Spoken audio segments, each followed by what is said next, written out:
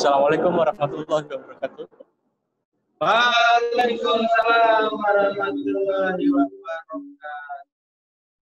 Baik, Mas Udin, teman-teman semua, pagi ini mungkin saya mencoba membahas inspirasi pagi dengan menyesuaikan dengan kondisi ya. Sebenarnya ini buku dari buku favorit saya, judulnya Thinking Out of the Book, gitu ya. Cuma karena Mas nggak saya bawa ke Tanjung Pinang, masih di rumah di Jakarta, jadi saya coba poin-poinnya aja. Jadi ini kita coba membahas tentang out of the book ya. Apa sih gitu ya. Jadi pemahamannya seperti ini. Pola pikir seseorang itu menjadi salah satu penentu utama keberhasilan dalam berbagai aspek kehidupan. Nah, salah satunya bisnis kita, karena kita bicara dengan bisnis. Keadaan yang berbeda membutuhkan sikap yang berbeda pula. Nah, mungkin sudah begitu sering kita mendengar istilah tentang cara berpikir yang disebut thinking out of the book. Nah, berpikir out of the book ini secara bahasa adalah berpikir di luar kotak gitu ya. Jadi kita mencoba berpikir di luar kebiasaan. Namun secara pengertian seperti yang sudah kita ketahui, out of the book adalah bagaimana kita bisa berpikir di luar kebiasaan. Yaitu cara berpikir ini bisa memicu seseorang untuk menciptakan inovasi dan kreativitas. Sangat penting untuk setiap pengusaha ya, atau pelaku bisnis atau seperti kita karyawan ini untuk dapat memunculkan inovasi-inovasi dan kreativitas tinggi untuk kemajuan perusahaannya. Jadi saya mencoba untuk membahas ini karena menarik dalam kondisi kondisi pandemi, kondisi yang tidak normal semacam sekarang ini. Alangkah baiknya kalau kita juga melakukan inovasi-inovasi. Gitu. Jadi supaya ada inspirasinya begini, cara berpikir out of the book ini saya pernah ngalami begini ya. Jadi ketika saya nggak cerita orang lain, saya cerita diri saya sendiri. Jadi ketika saya diterima tanpa tes di sebuah perguruan tinggi di luar Jawa begitu ya, saya senang. Tapi ibu saya bilang, ya silakan masuk kuliah, tetapi harus biaya sendiri. Nah, dalam kondisi seperti itu, ketika anak SMA gitu kan pasti yang berpikir ya wes gak usah kuliah. Tapi saya berpikir out of the book tadi gitu. Saya jalan tetap, gitu ya. Akhirnya saya jalan. Masuk kuliah tanpa tes tapi tanpa biaya begitu ya. Dan alhamdulillah bisa saya jalani ini di luar Jawa ya. Saya kuliah di luar Jawa, di perguruan tinggi negeri di luar Jawa. Jadi saya nggak tahu tempat itu, saya datangi. Nah, disitulah saya berpikir di luar kebiasaan. Ketika mencapai semester 4 nggak punya biaya, saya kan harus bekerja begitu ya. Kuliah sambil bekerja, biasa banyak ya di Malang juga seperti itu. Tetapi saya nggak mau nyambi, saya berpikir saya harus all out bekerja, akhirnya saya memilih untuk cuti kuliah. Kenapa cuti? Karena saya akan bekerja all out. Gitu. Kalau cuti satu semester 5 saya cuti itu. Jadi saya lamar jadi wartawan. Kenapa saya jadi basic saya jurnalis? Karena ya itu waktu kuliah saya memang punya pendidikan jurnalistik, jadi saya lamar jadi wartawan di anak perusahaannya Sewa Pos gitu ya. Saya keterima bekerja. Tetapi karena wartawan zaman itu tahun 90-an itu bekerjanya hanya sampai ya pokoknya dikasih tugas kemudian dapat kita laporan selesai, masih banyak waktu saya masuk sebuah LSM Jerman ya. Jadi saya perusahaan Jerman saya masuk gitu ya. Diterima juga.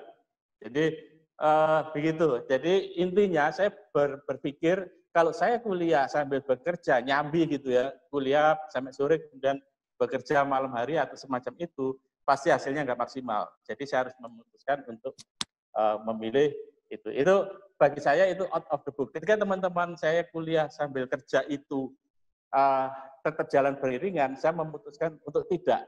Gitu. Dan hasilnya maksimal dari jadi wartawan, gajinya lumayan, perusahaan Jerman ya lumayan. Zaman itu kalau nggak salah itu saya sebulan dibayar 200.000 tahun 1990. Mungkin kalau sekarang 2 juta, malah lebih ya. 2 juta lebih gitu ya untuk mahasiswa semester 5 gitu, tiap bulan dapat segitu selama 6 bulan, lumayan banget gitu ya. Dikalikan 6 aja sudah 1.600.000. Ya, dapat banyak gitu. Nah, itu bisa untuk kuliah saya semester. Masih saya lanjutkan lagi ya. Pola pikir out of the book saya untuk menghadapi situasi yang tidak normal saat itu. Ketika saya mau skripsi, uangnya habis lagi. Tapi saya nggak cuti kuliah.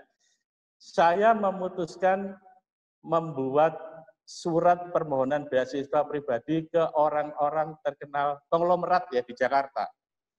Dapat dari mana? Saya ke perpustakaan wilayah, kemudian saya ada buku Kompas itu 100 konglomerat Indonesia bukunya ya. Itu karena saya juga baca. Jadi kalau saya di luar kuliah, saya di perpustakaan, buku itu di situ ada alamatnya, saya tulis, saya bikin permohonan bahwa saya mahasiswa di luar Jawa, nggak punya biaya untuk skripsi, penelitian, kemudian kalau Bapak Ibu berkenan, saya mohon diberi beasiswa sejumlah berapa, jawaban itu ya. Saya tulis detail, kemudian kalau saya lulus, saya siap mengabdi di perusahaan Bapak atau Ibu. Uang saya waktu itu cukup hanya mengirim 13 pengajuan ke Jakarta, dan tidak saya kenal. Ada Pak Lim Siuliong, ada Mbak Tutut, ya, kemudian ada Pak Sudwi Katmono, ada Bu Muryati Sudibyo, pokoknya orang-orang yang kira-kira saya nggak kenal gitu. Jadi saya berpikir teman-teman mungkin nggak akan berpikir seperti itu, tapi saya mencoba itu. Tidak gambling, tidak melakukan perjudian. Memang ada di situ gambling sedikit, tetapi saya menghitung. Uang saya waktu itu hanya bisa untuk beli perangko 13, ngirim ke Jakarta gitu ya. Dan alhamdulillah dari 13 itu satu nyangkut gitu. Kok yang dilala terus permohonan saudara kami setujui, silakan mengirim rekening ya waktu itu masih wesel ya. Wesel gitu, dikirim sejumlah ratusan ribu gitu saat itu. Dan tidak kenal. Bayangkan kalau saat itu saya tidak melarikan diri gitu ya, tidak mematuhi. Ya orang di Jakarta nggak pernah tahu. Konglomerat itu nggak akan tahu saya kemana gitu. Tetapi tidak seperti itu. Begitu saya alhamdulillah selesai dengan biaya itu, kemudian saya kirim lagi, Bu, saya sudah selesai kuliah, saya mau ke Jakarta, menuju kemana? Akhirnya disuruh ke kantornya dan bekerja lah. Jadi berpikir out of the box, kalau dengan penuh perhitungan, menurut saya itu akan menghasilkan hasil, meskipun ada resiko-resiko di sana. Dan itu tetap harus kita perhitungkan. Dan saya akhirnya bekerja di Jakarta tanpa melamar, gitu ya, langsung dapat bekerja sampai sekitar banyak. Dan di perusahaan itu 18 tahun saya dapat pekerjaan tanpa wawancara, dapat istri karena perusahaan itu 80% dari ribuan karyawan semuanya perempuan, 80% perempuan, saya dapat istri. Dan ya dapat semuanya di situ.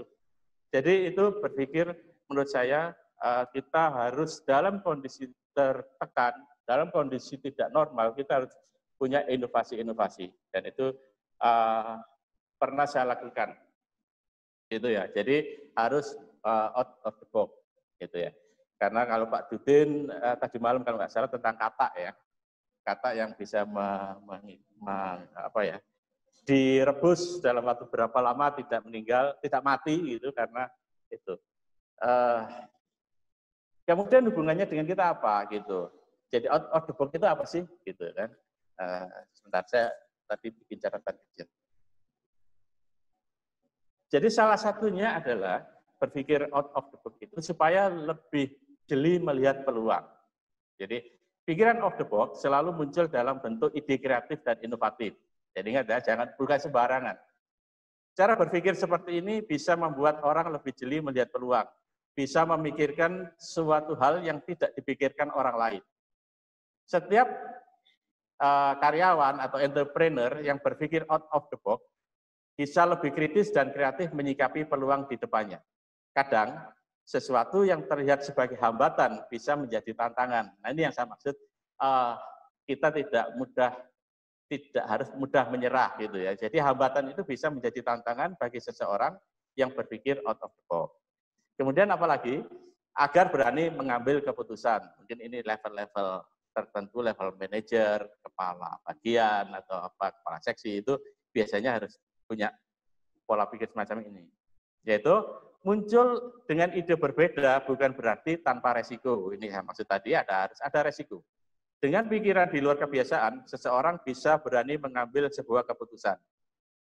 Nah, seorang pimpinan yang berpikiran out of the box punya daya juang tinggi untuk memenangkan idenya, meskipun langkah ini belum banyak diambil oleh orang banyak. Itu yang tadi saya katakan, ada resiko-resiko yang harus ditempuh. Kemudian, kalau untuk perusahaan itu berpikir out of the box itu lebih mudah membangun brand. Ada banyak keuntungan ketika seseorang berpikir out of the box. Salah satu keuntungan itu adalah lebih mudah membangun brand.